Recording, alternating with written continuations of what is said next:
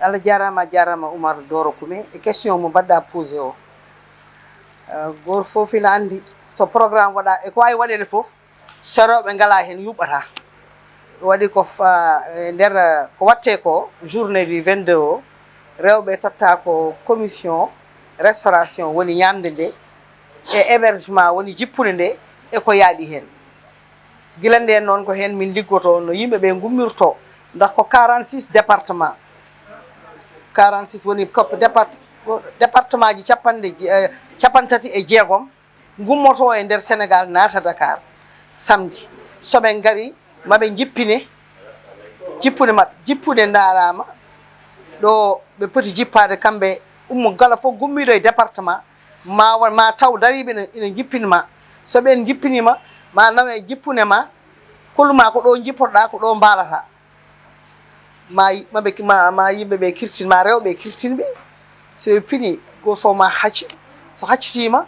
fuɗɗo ummade ɗon law ɓorno comci mum ñanto nde kucciten koye bani men gorko kucciten koye guiɗo men kucciten koye ƴiƴam meɗen woni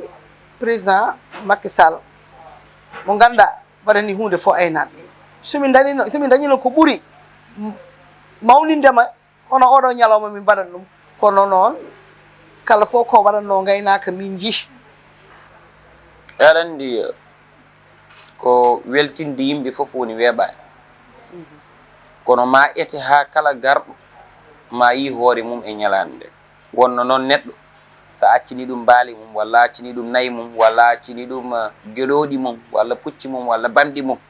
walla o ummima ni galle mum o yeehi kilométre uji kewɗi o nototima ɗo ete nder laamorgo o nawama e nokku baaɗo noon nokku grand théâtre ni saabu grand théâtre wona nokku mo ganduɗa ko yimɓe foof jahat toon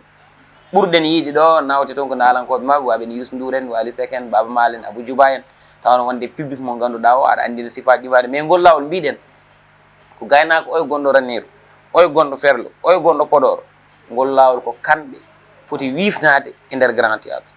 tawa kadi ina wondi enen fof teddindegue président Macky Sall mais kamɓene kadi eɓe teddine hen eɓe teddine e nder teddungal ngal président Macky Sall teddinte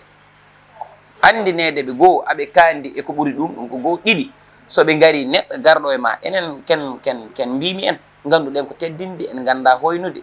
ganduɗen ko so neɗɗo arema jippoɗa leesa ma dokkamo lelo dow jalta suudu ma goppa o lelo nder kaɓɓita arkille mo kaɓɓunoɗa tottamo an ɓaala fiɗeɗe ɓowɗi ganduɗen ko neɗɗo ara e ma jippoɗa sekko ngo joɗinoɗa totta ɗum ko jogornoɗa ñamde jangga guitta totta ɗum walla ko jogornoɗa ñamde hande ɓesgu ma ko jogorno ñam guitta totta ɗum haade noon kon ɗum ganduɗen e nder galleji men koye ɗum nehiɗen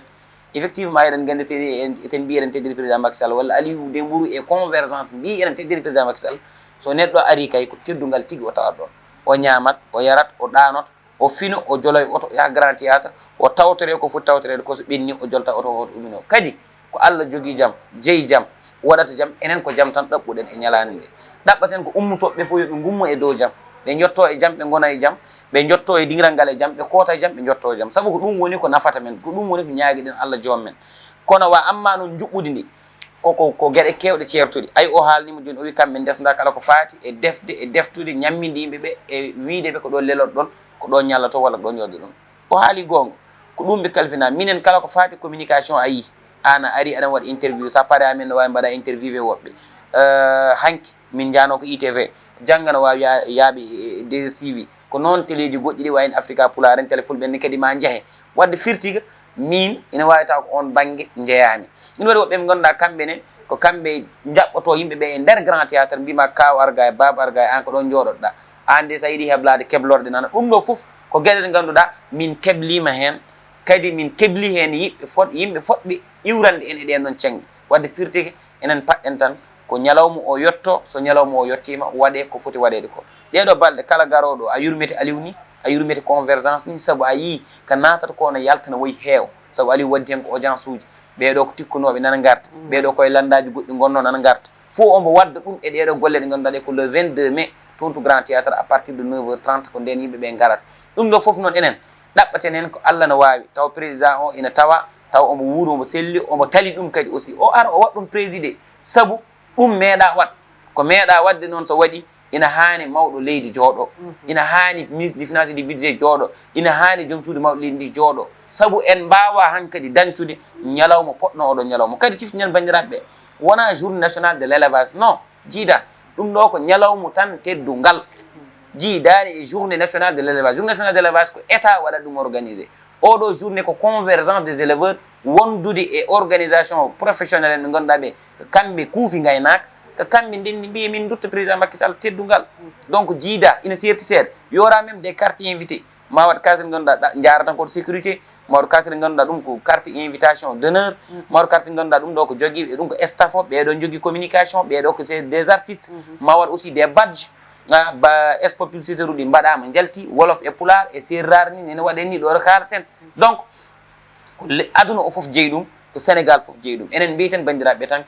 ha ɗo ɗo jaretɗen ko jeeytani yeeso men ko ene ranwi ko jeeytani yeeso men ko ene yooɗi saabu ñande fuɗɗa gollede nde ko ɓi Amadou Tidiane Ba ari ha yette oɗo nokku waɗi hen duwaw emin gandi duwaw ruttata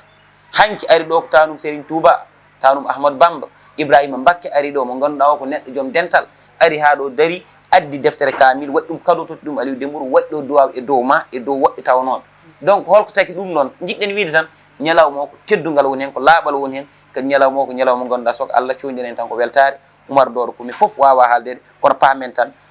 Aliou Dembourou e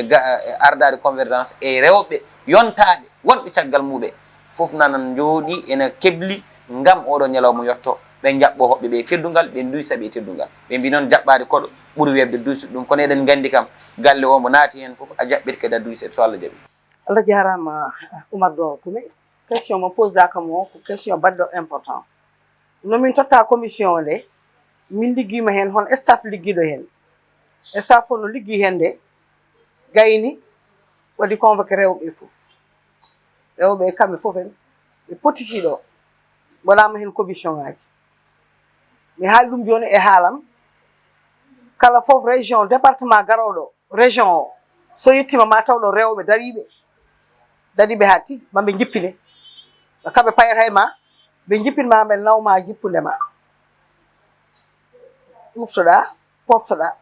kiiɗade so gari maɓe gadda noon kiiɗade mon kirtoɗon ha karat rewɓe so jalama fewnude hunde pewrata ha feewa saka noon rewɓe convergence e rewɓe felle wonɓe ɗo ɓe ko rewɓe dariɓe fifdirɓe pour jaɓɓade ñalawma o kala fof ko ñalawma o namni ñaama e heure ɗum woni ko sohla ko go fo yaha ƴefta place mum faɗa président Macky Sall nda ummotoɓe caggal leydi ɓe ummotoɓe département ji ɗi e caggal leydi tan marani ma won arɓe ɓenne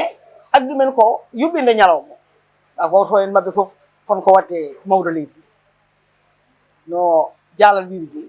mawdo leydi ndi kala fo commune gonɗo ɗo walla département wonɗo ɗo honko wadde ma nden noon so goto en foof hande darana ñamani yarani yiiɗi ko yo ñalawma o kamɓe aroɓe nemi jiiɗi ko yo ñalawma o yumɓu saka minen jaɓɓotoɓe foɓɓoɓe amoɓe fof noon ballata ko yumum joɓaji convergence des éleveurs rewɓe convergence des éleveurs mbiɓe bisimilla moon gorko mum e debbo mum foof bisimilla moon e ñalawma o juɓɓinen enen foof ndenden enen e foof e commission gonɗiɗi o foof juɓɓinen ñalawma o allahuma salli ala sall ko ɗum mbaɗani erago yo rewɓe ngar mobilisation o walla rewɓe kedda hen jala caggal gorko watta mobilisé ko debbo welnata rendo rewɓe yooɓe ngar yooɓe ñanto yooɓe ñuɓɓin ñalawma o te yo jaranɓe hunde foof joɗaɗen ha ɗum fusa ha président taw en ɗon mbaɗen ɗum sargal mawnini président kollen kolen men e caggal makko hande e janggo kala fof gaynako ɓiɗɗo gaynako noon e caggal makko allahuma salli ala seydina adi fof tirtindema kanko oɗo neni kouro kanko ardi rewɓe convergence foof so ɗum ɗon ɓenni ko wasi mo gartomi foof ko wiide yimɓeɓe kala ko Allah fewni hay goto wawa ɗum bonnu kadi yimɓeɓe yoɓe gonɗin jomiraɗo gonɗinde jomiraɗo woni gonɗinde ko waɗi Allah wima ko Oumar Doro Koumi woto hay goto wi ene eto ittuji ɗum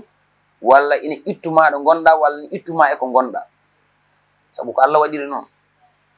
hande Allah waɗi nde président Macky Sall ɗaɓɓata laamu nde wondunoɓe muɓe Aliou Dembourou ko labtunoɗo hen hande sonamo bismi e nder landa APR ala bismit ɗum so on ƴetti ñalawma ngam yidde teddide président Macky Sall en tant que sehil mum en tant que jaadiɗo mum en tant que mbo o ñamde karaw o ñamde mum ñiiro o walde mum e cuuɗi o lelde mum e matlaji o lumbide mum e maaji o taccide mum e keeri o wonde mum e nder luggi o ñallide mum e nder ladde gila haydara woodani ha laamu heɓama ha golle mbaɗama omo wuuri o ƴetti décision mbeɗa teddina oɗo président mbeɗa yaadeni compétence pelle aynaɓe kala kaalo hen moƴƴi ko kaala ko ene adda yimɓeɓe kaala ko ene yorode tawno ñalawma ko goto ko ɓennowo te nimsa moƴƴani dimmo ɗum neɗɗo fof wanda ɗum gueɗel keddiguel ngel min jooɗimi ɗo haala min ko rewi e junggam faadi e pelle daraniɗe leñol taw ko Aliou Dembourou tottimi limotade